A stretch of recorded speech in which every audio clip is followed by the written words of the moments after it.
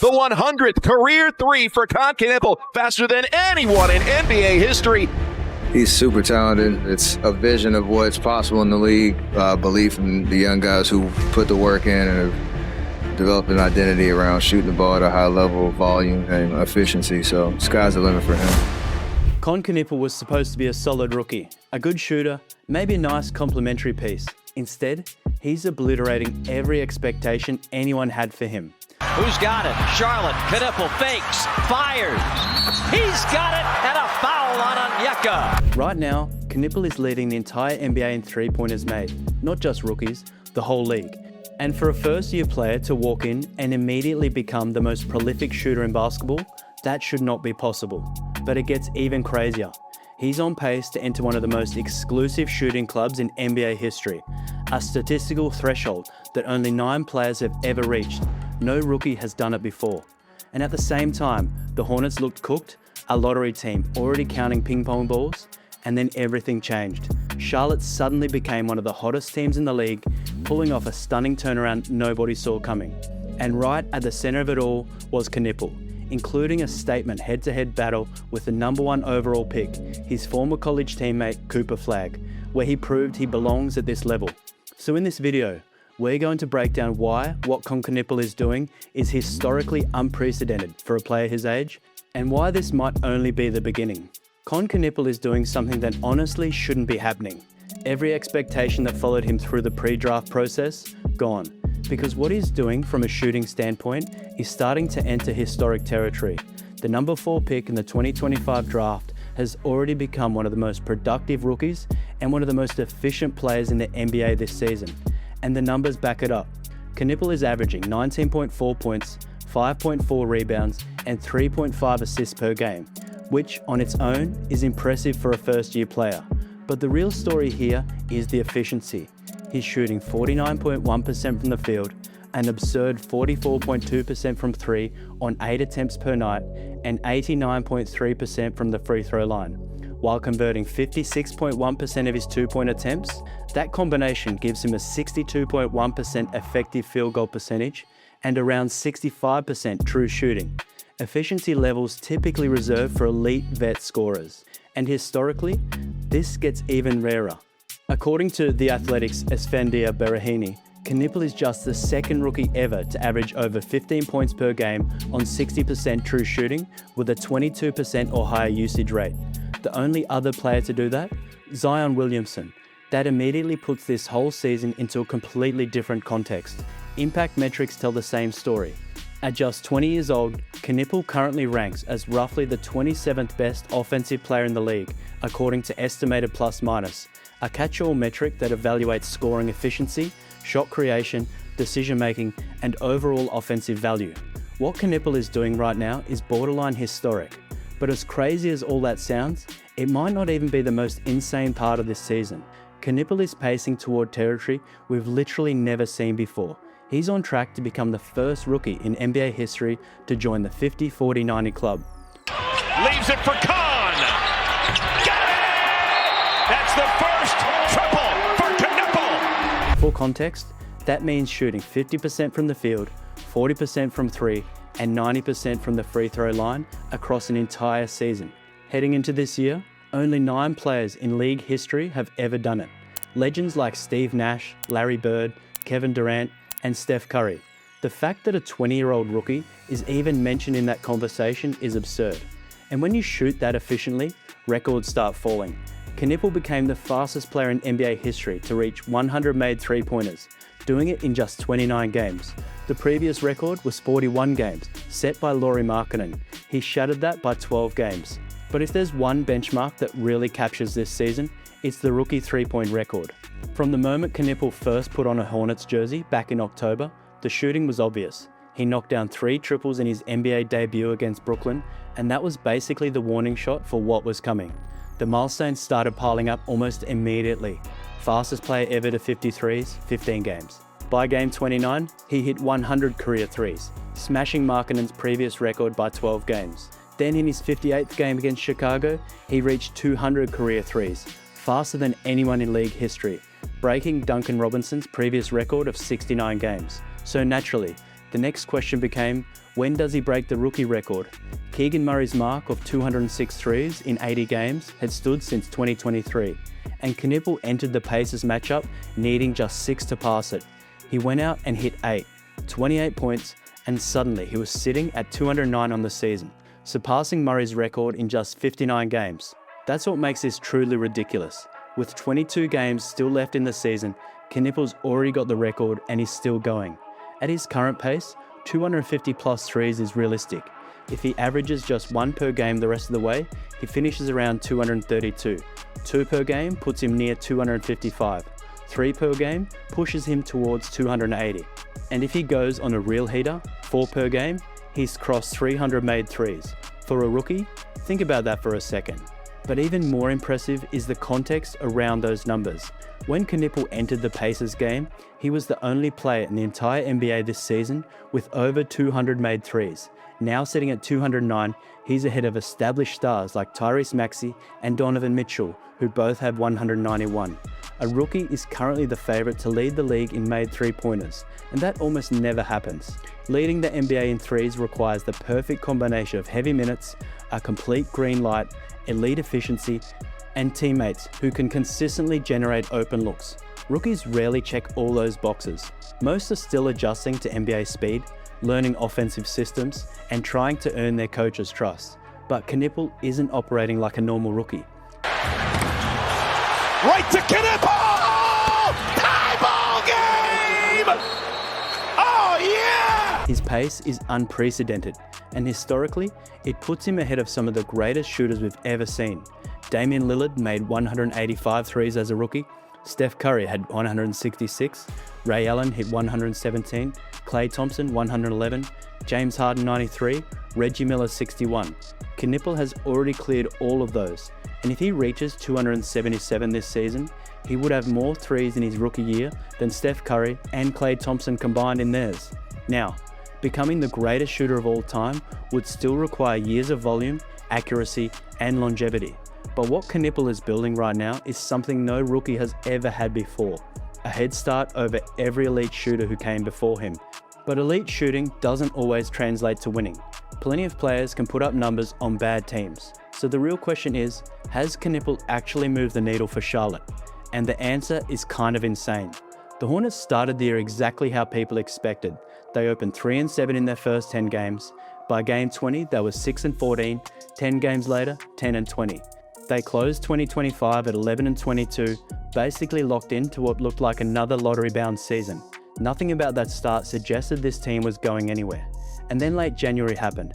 Sitting at 17-30, Charlotte flipped a switch and ripped off 9-game surge that pushed them straight into the play-on conversation. Since January 1st, the Hornets have gone 18-9 with the #1 ranked offense in the NBA, while also riding a franchise record 9-game road winning streak.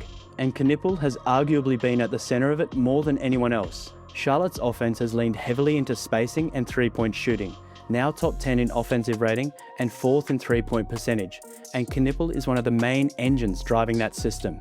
Beyond his scoring, he's giving them 5+ rebounds and 3+ assists per night in over 32 minutes, while playing in 59 of 60 games. The Hornets obviously aren't built around one guy, but Knueppel's shooting gravity has quickly become foundational to what they're doing. You can see it when you watch. Defenders are glued to him 25 feet from the rim. Driving lanes are opening for teammates, and the numbers confirm it. According to Cleaning the Glass, the impact is crystal clear. With Knueppel on the court, Charlotte scores about 117 points per 100 possessions. When he sits, that number drops to roughly 100. That's a 17-point offensive swing. The difference between a top-tier offense and one of the worst in the league. And the biggest driver of that jump is efficiency. The Hornets' effective field goal percentage increases by 2.9% when he plays, which is in the 88th percentile league-wide. That's a direct reflection of his shooting gravity. Defenses have to stay attached to him well beyond the arc, and that creates cleaner driving lanes, better spacing, and higher quality shots for everyone else. This is where Knueppel's game really starts to stand out. What he does without the ball. He never stops moving. Constant relocations, quick cuts, subtle changes of direction. For a rookie to command that level of defensive attention is rare. It's obviously not at the level of the greatest shooter ever, but the stylistic similarities are there. That off-ball movement doesn't create shots just for him, it elevates the entire offense. And a perfect example of that impact is LaMelo Ball himself. According to Data Baller, Ball sees noticeable improvements across multiple scoring areas when he shares the floor with Knueppel. His field goal percentage at the rim jumps from 59 to 62%. His frequency of rim attempts increases from 15.2% to 16.5%. And his short mid-range efficiency and floaters rise from 31.7% to 39.1%. Defenders can't help off Knueppel without consequences, which gives LaMelo more room to operate downhill. But what makes the pairing special is that it works both ways. Both players enhance each other's strengths, creating a true symbiotic relationship that's developing in real time. And it's not just the duo.